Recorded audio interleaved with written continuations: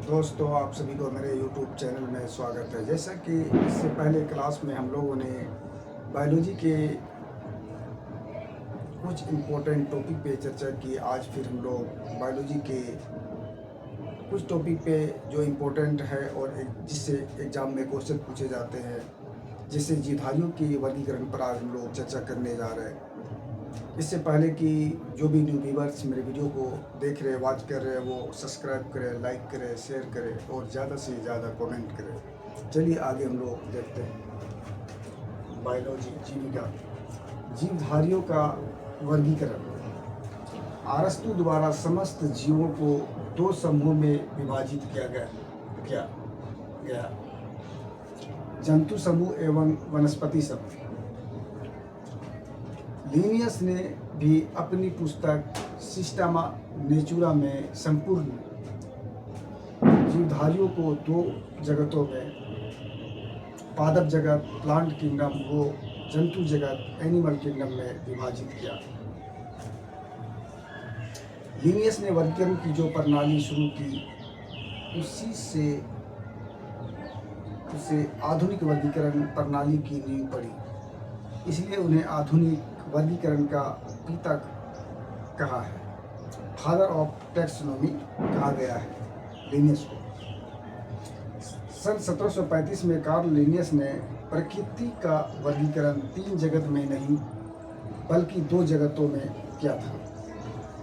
पहला पादप जगत, दूसरा जंतु जगत। इन्होंने अपनी पुस्तक सिस्टेमा नेचुरा में खनिजों को भी एक अलग वर्ग में रखा था, लेकिन आमतौर पर इसे जगत नहीं माना जाता। वास्तव में प्रकृति के तीन जगतों का वर्गीकरण लिनियस ने नहीं बल्कि 1866 में अर्नेस्ट हिक्टल ने प्रस्तावित किया था,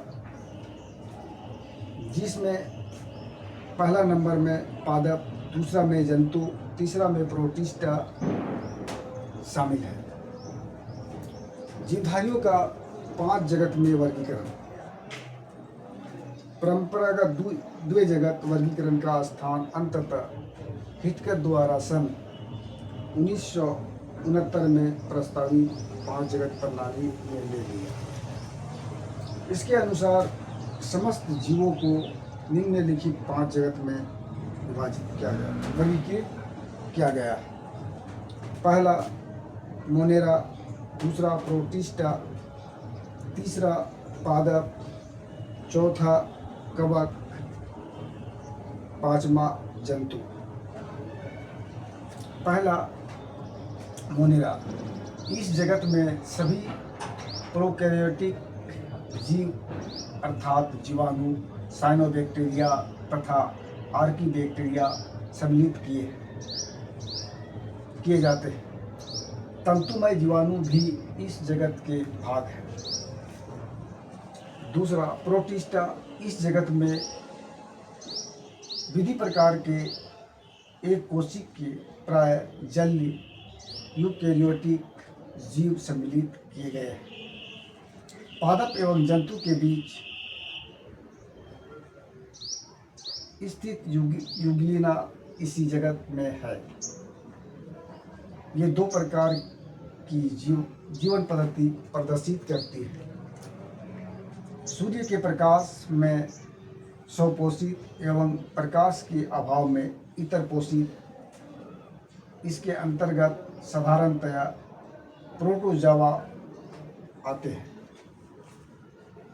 तीसरा नंबर पादप। इस जगत में प्राय सभी रंगीन बहुकोषीय प्रकाश संश्लेषी उत्पादक जीव सम्मिलित है,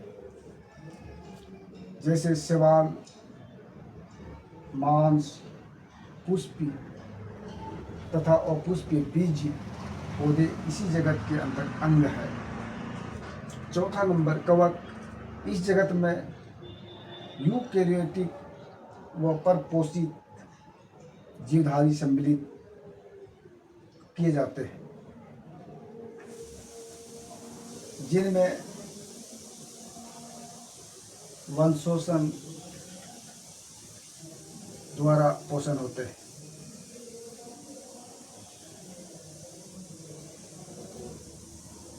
ये सभी इतर पोषित होते हैं। ये परजीवी अथवा मृत जीवी होते हैं। इसकी कोशिका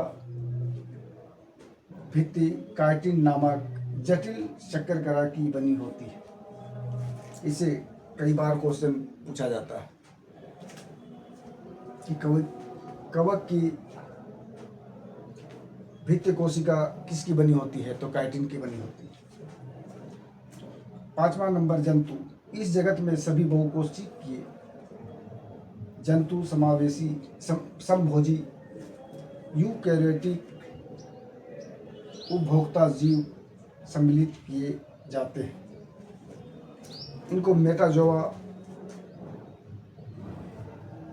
भी कहते हैं। हाइड्रा जैसे हाइड्रा, जेलीफिश, कृमि, सितारा, मछली, सरीसृप, उभयचर पक्षी तथा स्तनधारी जीव इसी जगत के अंग है। अब दोस्तों, इससे आगे हम लोग और डिटेल से दूसरे क्लास में चर्चा करेंगे। तब तक के लिए थैंक यू।